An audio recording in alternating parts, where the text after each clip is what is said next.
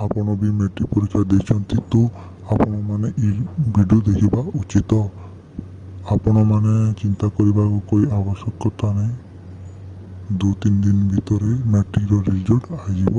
ଆପଣମାନେ ଚିନ୍ତା କରିବାର କୌଣସି ଆବଶ୍ୟକତା ନାହିଁ।